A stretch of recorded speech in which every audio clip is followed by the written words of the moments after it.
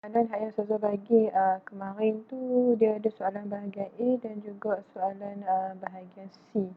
Okey, soalan bahagian A adalah soalan eksperimen. Okey, kita boleh tengoklah. Okey.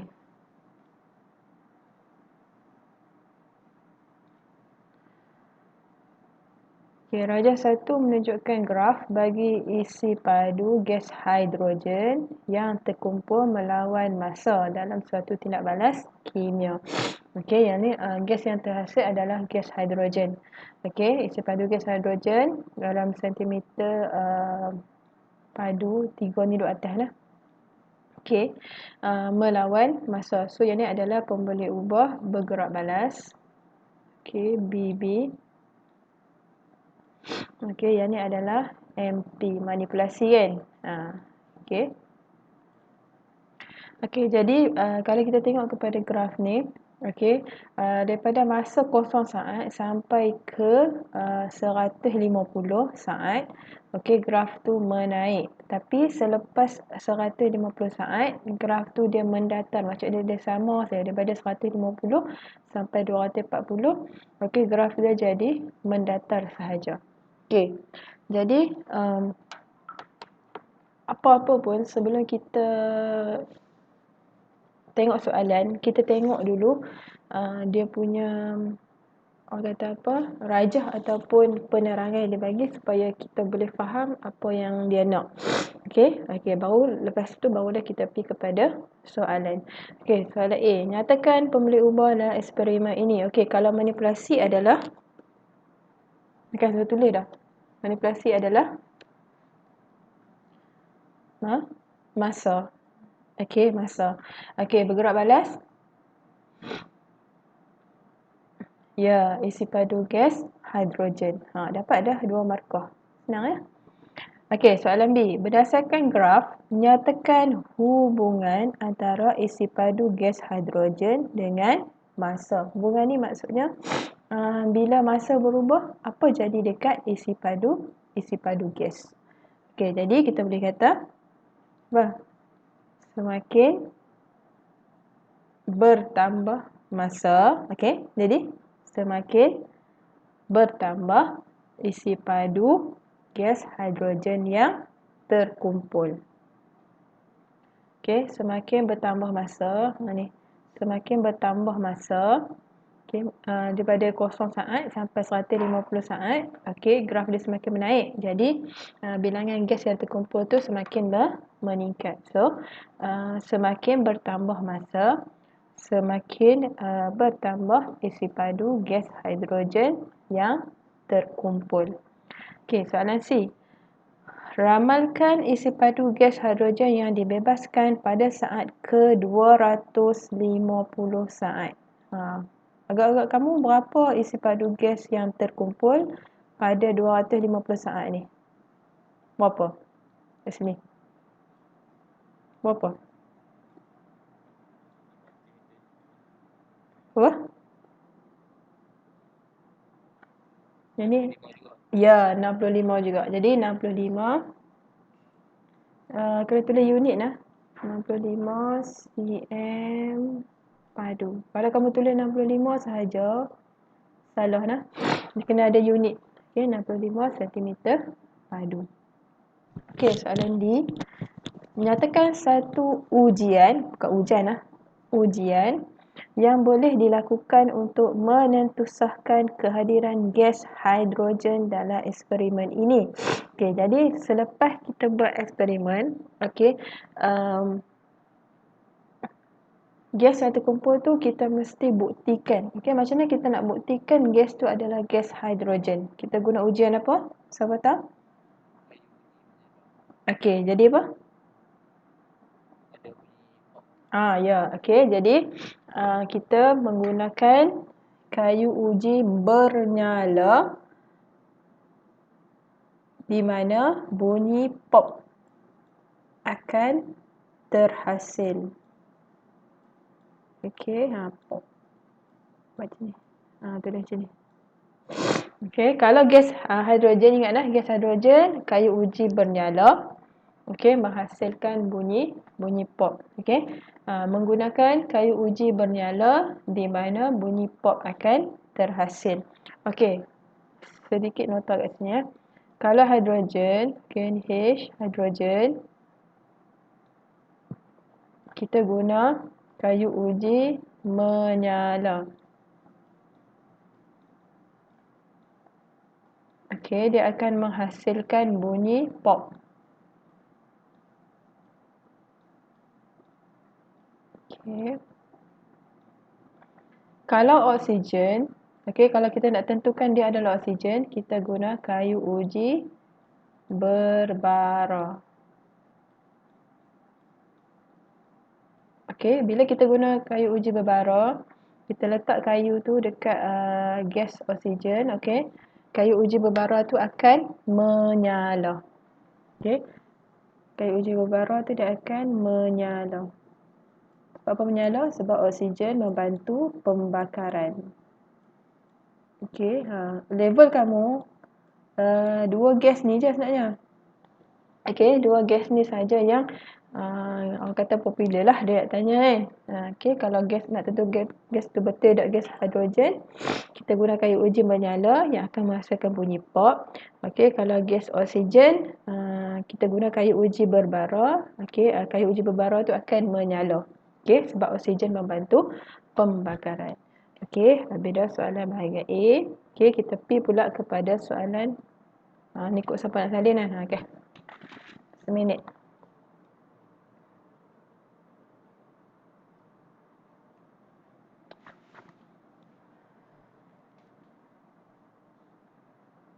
Okey, jadi dekat sini selalunya soalan bahagian A ni kan soalan daripada eksperimen. So, soalan bahagian A ni kalau boleh kamu skor bagi habis. Maksudnya skor bagi penuh lah. Okey, sebab dia berdasarkan kepada data yang dia bagi. Okey, ni semua ni nak dapat 5 markah ni senang saja. Berdasarkan kepada eksperimen tu, tengok lepas tu jawab je. Sebab tu bahagian A ni dia selalu orang skor bahagian A sebab dia ada panduan. Macam ni graf kan.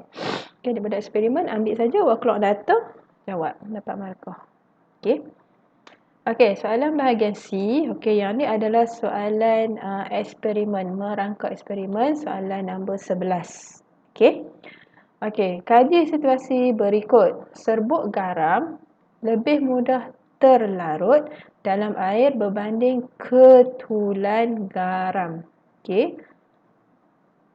Ini menunjukkan saiz bahan tindak balas mempengaruhi kadar tindak balas. Okey, macam kita ambil serbuk garam, kita letak dalam air dan kita ambil ketulan garam. Okey, kita dapati bahawa serbuk garam tu lebih cepat orang kata apa larut dalam pelarut. Okey, sebab yang ni dia ambil faktor saiz. Okey. Okey, jadi nyatakan satu pernyataan masalah berdasarkan situasi di atas. Apa masalah dia kat situ? Okey, kamu boleh rujuk buku teks, muka surat 129. Okey, muka surat, buku teks, muka surat 129, eksperimen 4.3. Okey, eksperimen 4.3. Okey, dia punya tujuan dia mengkaji kesan saiz bahan tindak balas pepejar terhadap kadar tindak balas. Okey, jadi kita boleh ambil contoh dekat buku teks ni untuk jawab soalan tu kan. Okey, jadi dekat pernyataan masalah dia, bagaimanakah saiz bahan tindak balas mempengaruhi kadar tindak balas. Okey, boleh tengok dalam buku teks lah. Okey, bagaimanakah dekat pernyataan masalah ni. Okey, ambil dekat dalam buku teks tu. Okey, bagaimanakah saiz bahan tindak balas mempengaruhi kadar tindak balas. Bagaimanakah saiz bahan tindak balas mempengaruhi kadar tindak balas. Okey, cadangkan satu hipotesis untuk menyiasat situasi di atas. Okey, boleh ambil dalam buku teks jugalah. Okey, hipotesis dia, semakin kecil saiz bahan tindak balas pepejal, semakin tinggi kadar tindak balas. Okey, maksudnya apabila saiz bahan tu makin kecil, maka kadar tindak balas semakin cepat. Boleh juga. Okey, jika saiz bahan tindak balas kecil, maka kadar tindak balas cepat. Boleh juga. Okey, ataupun semakin kecil saiz bahan tindak balas, semakin tinggi kadar tindak balas. Okey, boleh tengok dalam buku teks lah. Buku teks memang dah lengkap dah. Kalau kamu nak olah buat ayat macam kamu sendiri pun boleh. Cuma pastikan maksud dia sampai. Dan juga maksud dia sama lah. Kan?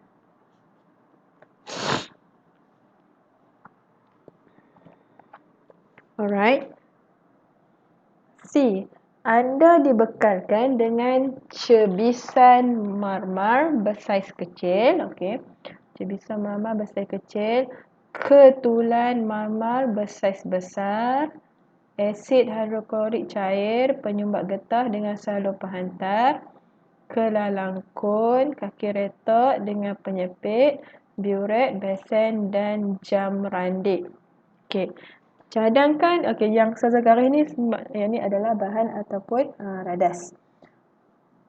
Cadangkan satu eksperimen untuk menyiasat kesan saiz bahan terhadap kadar tindak balas. Huraian anda harus mengandungi kriteria berikut. Okey, tujuan eksperimen dia apa? Inilah. Untuk menyiasat, ni. Saya tukar warna.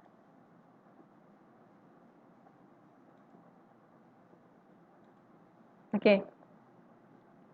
Yang biru ni tujuan dia. Okey, untuk menyiasat kesan saiz bahan terhadap kadar tindak balas. Tengok daripada soalan dah dapat dah jawapan. Okey. So yang biru ni adalah untuk menyiasat kesan saiz bahan terhadap kadar tindak balas. Alright. Yang kedua, pemboleh ubah. Okey, apa pemboleh ubah? Manipulasi. Okay. MP. Apa pemboleh ubah manipulasi? Okay. Saiz marmar. Saiz tu betul.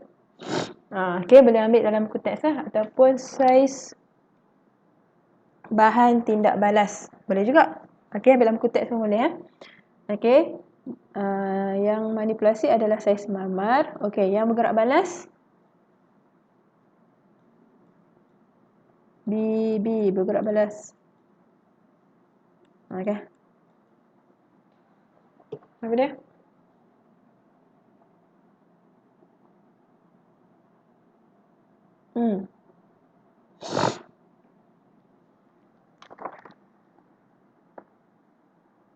Lekaslah.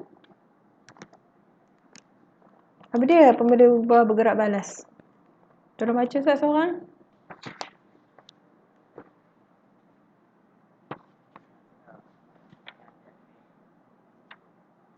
Lagi? Habiskan ayat tu. Padu gas. Okey. Pemboleh ubah bergerak balas masa yang diambil untuk mengumpul 30 cm padu gas. Okey, yang dimalarkan dimalarkan walaupun dia 2 markah tapi kamu buat 3 lah supaya selamatlah. Okey. Yang dimalarkan apa dia? Yang sama kat sini.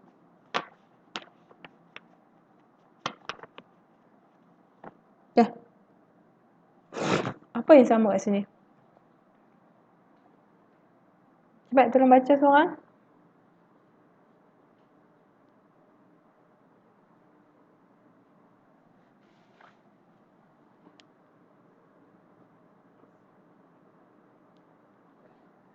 Okey, kamu tak boleh sebut isi hidroklorik, kamu kena isi padu.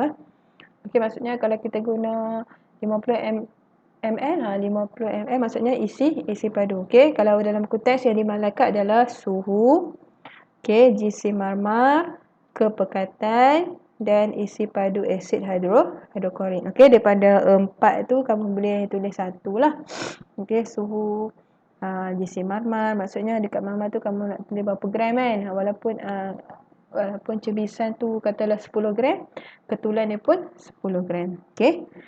Okey, prosedur atau kaedah.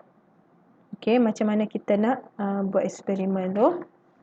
Okey, kamu boleh tengok buku teks muka surat 130. Okey.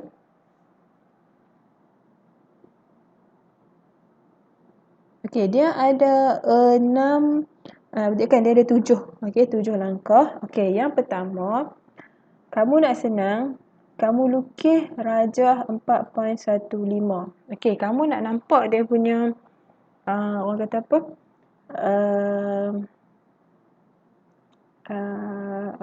Macam mana kita buat eksperimen. Okey, kamu nampak sini. Okey, dia dah bagi bahan dan radas. Okey, jadi dekat sini okey, dia kata besen kan. Okey, kita lukis besen. Okey, besen. And then letak kaki retot. Okey. Kaki retot.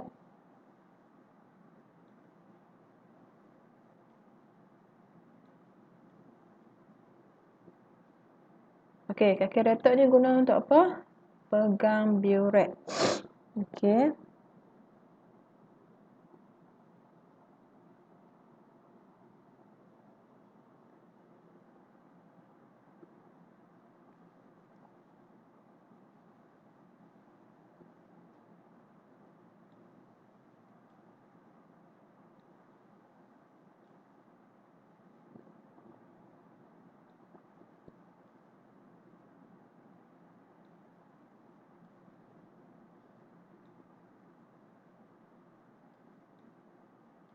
Okey, walaupun kamu kata dalam buku teks ada lah Ustazah. Memang ada, tapi lukis. Bila kamu lukis, kamu boleh ingat. Okey, yang ni burette. Okey, lepas tu dalam tu besen ni kita letak air. Straight lah, sepatutnya kena straight tau. Okey. Allah Akbar.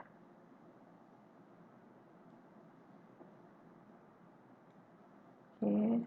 Bagi nampak rupa pun okey dah. Right. Okey. Okey, jadi kamu kena label lah. Okey, yang ni air.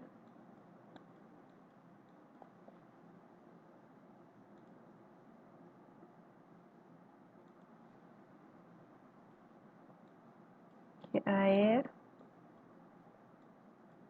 Nak label, dia punya garisan mesti straight lah. Tak boleh ikut dan macam tu kan. Okey, yang ni burette.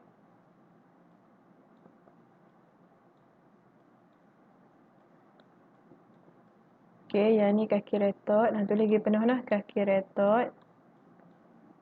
Okey. Okey, lepas tu apa lagi yang kita ada? Okey, kaki retot dah, burette dah, besen dah. Okey, jam lahir tak apa, tak tepi. Okey, lepas tu kita nak guna apa? Penyumbat getah dengan salur penghantar. Dekat sini dah kita lukis. Okey, lukis balik. Okey, sambung kamu punya gambar. Okey, kelar langkun. Lukis kelar langkun. Sini. Okey. Lepas tu ambil salur penghantar tu. Okey, penyumbat getah dengan salur penghantar tu ambil tak macam ni. Okey.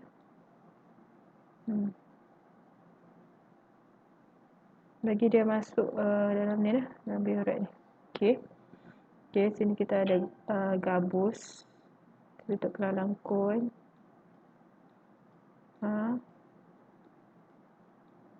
Right. Okey, lepas tu dalam kelar langkun ni kita letak asid hidroklorik cair dan juga ketulan marmar kat sini. Okey, kena label lah. Okey, yang ni kelalangkun.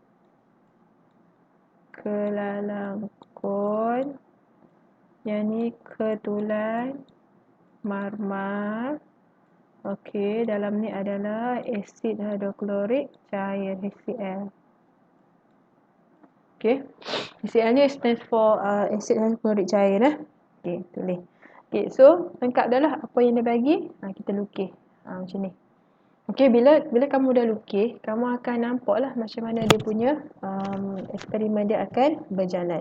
Okey, so yang pertama, okey, dalam konteks saya kata isi biuret dan besen dengan air. Okey, kita letak dalam besen, kita letak air. Okey, dan juga kita isi dalam biuret. Okey, lepas tu telangkupkan biuret ke dalam besen yang berisi air dan apitkan biuret secara menegak dengan menggunakan kaki ratot. Okey, yang asalnya biuret ni atas ni, okey, bahagian atas ni kita ke bawah naknya. Okey, tapi dalam eksperimen ni biuret ni kita terbalikkan dia. Okey. Dia punya muncul ni duduk di atas, yang terbuka tu duduk di dalam air. Okey, kita telangkupkan dia secara menegak dengan menggunakan kaki ratot. Okey, yang kedua, selaraskan aras air dalam biuret. Perhatikan dan catat bacaan awal biuret. Okey, sebelum kamu mula, sampai kamu telangkupkan, kamu tengok bacaan awal dia. Okey, lepas tu yang ketiga, okey, masukkan asid hidroklorik cair ke dalam kelalangkun. Okey.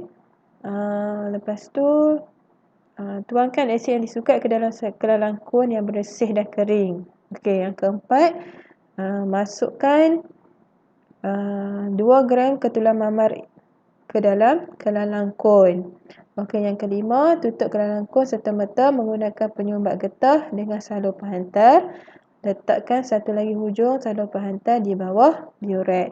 Okey, lepas tu mulakan jam randik. Yang keenam, perhatikan bacaan biuret. Apabila 30 cm padu gas sudah dikumpul dalam biuret, hentikan jam randik. Perhatikan dan catat bacaan jam randik. Okey.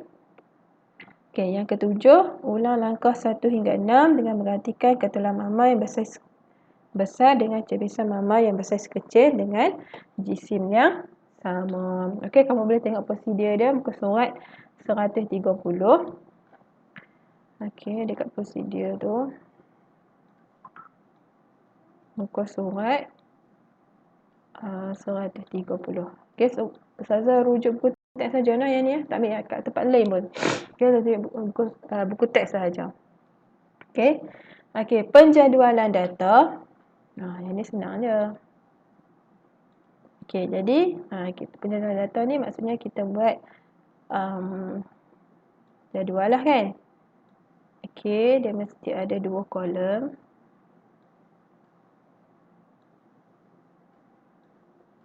Okey, yang pertama saiz marmar. Kita tengok dalam konteks ada dia punya jadual tu. Okey, yang kedua, masa yang diambil. Tulis baliklah masa yang okey, masa yang diambil untuk mengumpul 30 cm padu gas. Okey. Lepas tu dekat sini, okey, saiz marmar, ketulan marmar. Okey. Yang bawah ni. Okey, ketulan marmar. Yang bawah ni cebisan marmar. Okey.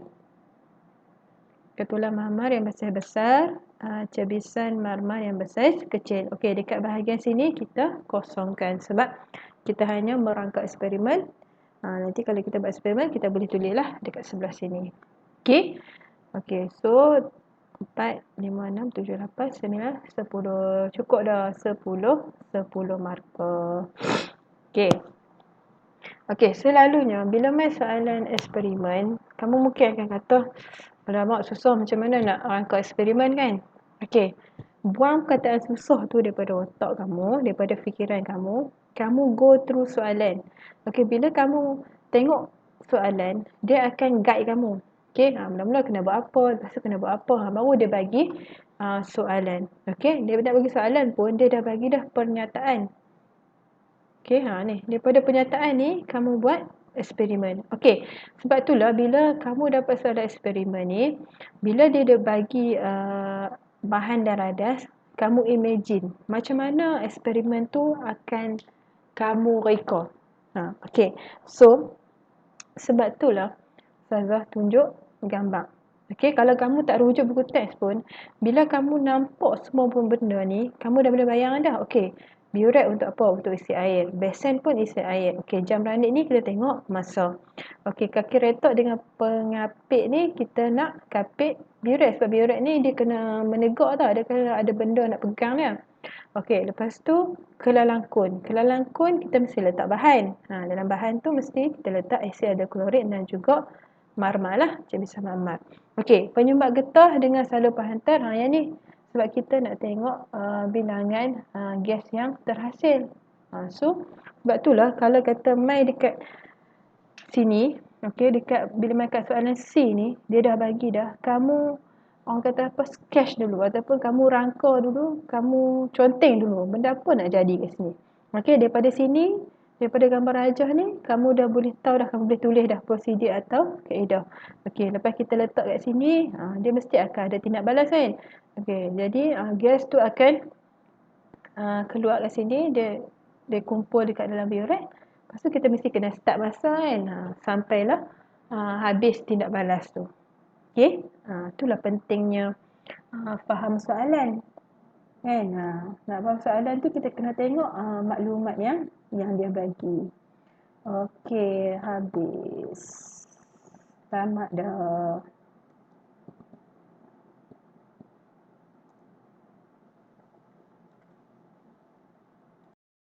Okey, faktor kadar tindak balas.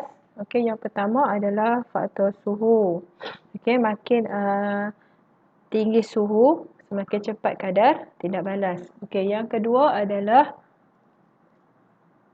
kehadiran mangkin. Okey, bila mangkin ada, dia akan mempercepatkan kadar tindak balas. Okey, yang ketiga adalah kepekatan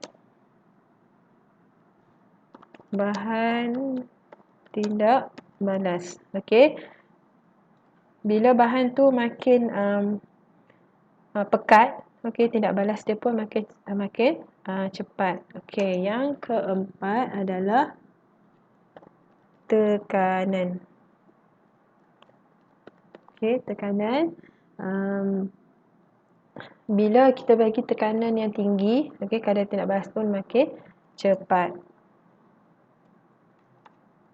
Okey, yang kelima adalah saiz tadilah.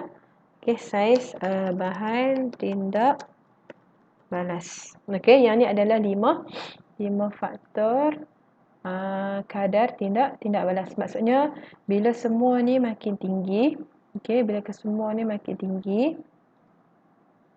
okey, bila suhu tinggi, okey, bila suhu tinggi, kadar tindak balas pun cepat. Okey, dengan kehadiran mangkin, bila mangkin ada, kadar tindak balas pun cepat. Okey, bila bahan tu semakin pekat, kadar tindak balas pun makin cepat. Okey, bila tekanan tinggi, kadar tindak balas makin cepat. Okey, saiz bahan tindak balas, bila saiz bahan tu kecil, kadar tindak balas tinggi. Okey, yang empat atas ni, bila semua tu meningkat, kadar tindak balas cepat. Cuma dekat saiz ni, bila bahan tindak balas dia kecil, kadar tindak balas dia akan jadi cepat. Okey, ni sebagai nota ni lah. Nota ringkas lah. Okey, lepas tu kamu boleh tengok dalam buku teks, start daripada muka surat 125 sampailah muka surat 133. Okey, muka surat 125 sampai 133. Okey, yang ni dia tunjuk eksperimen untuk ke-5 faktor ni. Okey. Mana nak tahu kot nanti dia tanya soalan pasal suhu ke, suhu tinggi, suhu rendah. Lepas tu tanya pasal mangkin ke, mangkin ada ke tak ada. Semua dalam tu ada dekat muka surat 125 sampailah 133. Okey, yang tu adalah contoh eksperimen Okey, daripada kelima-lima eksperimen tu kita tak tahu dia nak tanya yang mana. Okey, tapi selalunya untuk level kamu selalunya saiz lah, saiz bahan lah senang. Ataupun suhu. Okey, suhu ataupun saiz bahan. Okey, mungkin ni kadang-kadang je lah. Okey, perkataan pun dia boleh tanya mana nak tahu kan. Tapi yang kelimanya adalah suhu ataupun saiz bahan tindak balas. Alright.